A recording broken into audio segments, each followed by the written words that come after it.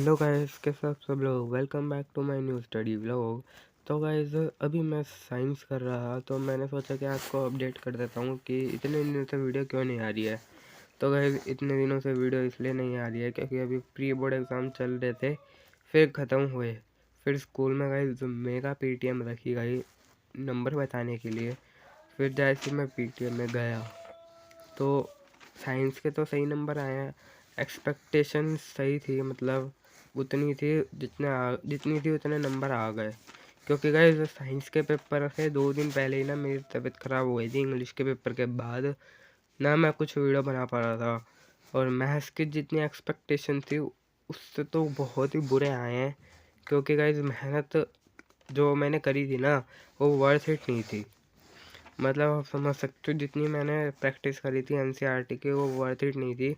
मेरे को NCERT exemplar भी लानी चाहिए थी और सीबीएसई का सैम्पल पेपर भी लाना चाहिए था।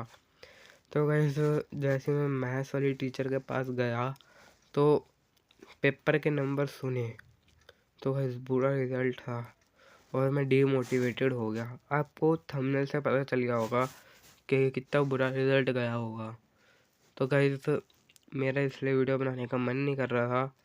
एंड देन इतना बुरा रिजल्ट आया तो गाइज किसका ही करेगा, आपको पता होगा। और गाइज इतना बुरा रिजल्ट आने के बाद तो मैं डीमोटिवेट हो गया था। तो ये 2-3 दिन बाद अभी न्यू ईयर मेरा अच्छा नहीं गया क्योंकि मैं डीमोटिवेट था अंदर से पूरा। और न्यू ईयर से 2 दिन पहले ही हमारी मेगा पीटीएम थी स्कूल में, तो फिर कुछ करने का मन नहीं करा। एंड देन अभी मैं साइंस का एसिड बेस एंड सॉल्ट कर रहा था।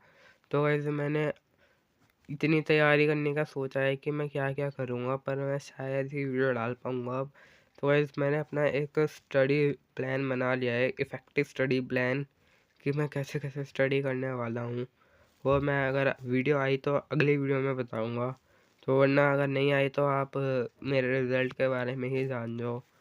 तो एक्सपेक्टेशन से तो हिसाब से तो मेरे सारे सब्जेक्ट में सही नंबर आए थे, पर मैथ्स में ही कुछ ज़्यादा ख़राब आए हैं। क्योंकि जितनी मैथ्स की प्रैक्टिस मैंने करी थी वो वर्थ इट नहीं थी, आपको मैंने पहले भी बताया था अभी। तो उसके लिए मेरे को क्या करना पड़ेगा, एनसीईआरटी एग्जाम्पलर लगानी पड़ेगी एंड सैम्पल पेपर लगाने पड़ेंगे गाइस।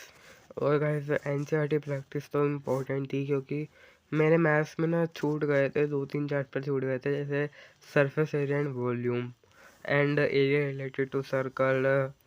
एंड देन वो वाला भी क्या कहते हैं, इंट्रोडक्शन टू ट्रिग्नोमेट्री तो कर लिया था मैंने थोड़ा बहुत।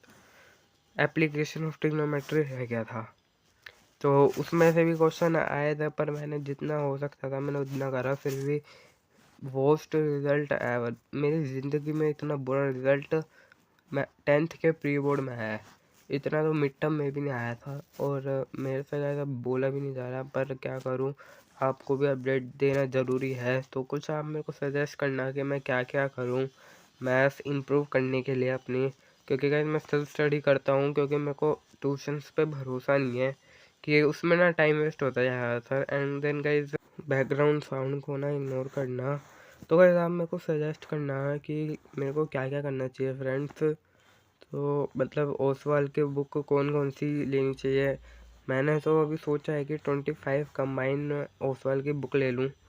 तो मैंने वो अभी परचेस करने के लिए ना ऑर्डर ऑर्डर कर दिया है, मतलब बाय कर दिया है, आ जाएगी 2-3 दिन में।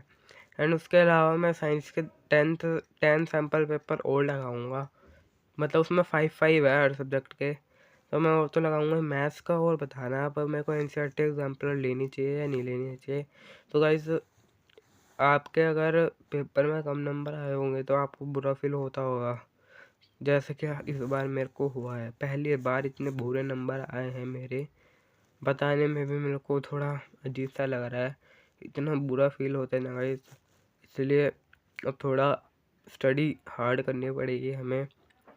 और फ्रेंड्स, आप बताना कि एनसीईआरटी एग्जाम्पलर लेनी चाहिए। तो मैं अभी तो साइंस का चैप्टर कर रहा था, एसिड बेसिस एंड सॉल्ट्स।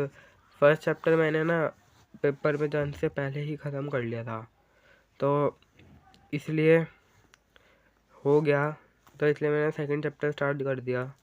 इसके बाद मैं सोच रहा हूँ कि चैप्टर 3 करूँ, क्योंकि ना गाइस एनसीईआरटी करना इम्पोर्टेंट तो है ही। साइंस में भी एनसीईआरटी क्या ही करनी है इसमें। अगर आपको नोट्स बना रखे हैं तो बढ़िया है, अगर आपने नहीं बना रखे तो एनसीईआरटी रीडिंग करो, फिर एनसीईआरटी के क्वेश्चंस करो। साइंस में भी वो भी उतने ही ज़्यादा इम्पोर्टेंट है, पर साइंस का मैं कुछ पढ़ के नहीं गया था। अगर मैं सच बताऊँ तो मैं प्री बोर्ड्स में साइंस के 6 चैप्टर पढ़ के गया था, मुश्किल से 6 चैप्टर, वो भी 13 में से। तो गाइज सोच सकते हो आप, मेरे आधे से तो ज़्यादा नंबर आ गए, तो मेरा पेपर सही गया था। तो गाइज मेरा साइंस का पेपर तो सही गया था, मेरे को एक्सपेक्टेशंस नहीं थी कि मेरे इतने नंबर आ जाएंगे। और मैथ्स का पेपर मेरे को लगा कि मेरा सही गया है, और मेरे को एक्सपेक्टेशंस थी, मतलब अच्छे नंबर की थी। और एक्सपेक्टेशन मेरी जितनी थी, मतलब मेरी एक्सपेक्टेशन थी कि मैथ्स के पेपर में बढ़िया नंबर आ जाएंगे, तब मेरे मैथ्स के पेपर में बहुत ही बुरा रिज़ल्ट रहा है। एंड देन साइंस में एक्सपेक्टेशन नहीं थी कि इतने कम नंबर आएंगे, मतलब एक्सपेक्टेशन थी कि कम ही नंबर आएंगे, और इतने बढ़िया नंबर आए हैं गाइस। तो एक्सपेक्टेशन करना ही छोड़नी पड़ेगी, क्योंकि पहले ही अगर आप एक्सपेक्टेशन करोगे तो कुछ भी हो सकता है। तो गाइस अब मैं मैथ्स की तैयारी कर रहा था, मतलब मैथ्स की तैयारी तो मैंने सोचा कि कर लूँगा, पर मैं फर्स्ट चैप्टर के एनसीईआरटी क्वेश्चन तो मैंने कर लिए, पर वीडियो में आपको नहीं दिखाऊंगा। मैं ऐसे दिखा रहा हूँ, पता नहीं मैं क्या कर रहा था, क्योंकि मैथ्स को लेकर मैं इतना सीरियस हो गया था। तो मैं आपको भी कुछ करके नहीं दिखाऊंगा, ऐसे दिखा रहा हूँ, बुक पता नहीं क्या हो रहा है। तो क्योंकि फ्रेंड्स इतना दिमाग ख़राब हो रहा है ना मैथ्स के रिज़ल्ट को लेके, क्योंकि वो बहुत बुरा गया है, तो मैं बार बार आपको बताना नहीं चाहता अपने मैथ्स का रिज़ल्ट। और मैं आपको बताता हूँ कि मैंने ना फर्स्ट चैप्टर कर लिया था, मेरा रिज़ल्ट बुरा आया, तो मैंने मेहनत करने की सोची, मैंने फर्स्ट चैप्टर का पता क्या क्या कर लिया, दोबारा से एनसीईआरटी लगा ली मैंने फर्स्ट चैप्टर की पूरी, प्लस पीवाईक्यू क्वेश्चंस मैंने गूगल से निकाल कर लिए। और अगर जब सिलेबस पूरा कंप्लीट हो जाएगा मैथ्स का, तो हम करेंगे चैप्टर कंप्लीट तो कर लेंगे, मैथ्स के चैप्टर कंप्लीट कर लेंगे, एंड देन सैम्पल पेपर आना स्टार्ट करेंगे। तो अभी तो मैंने ये देखो आपको दिखा रहा हूँ कि मैंने फर्स्ट चैप्टर कर लिया है। अगली वीडियो में शायद ही आएगी, तो अगली वीडियो में करेंगे हम सेकंड चैप्टर मैथ्स का। तो बाय गाइस।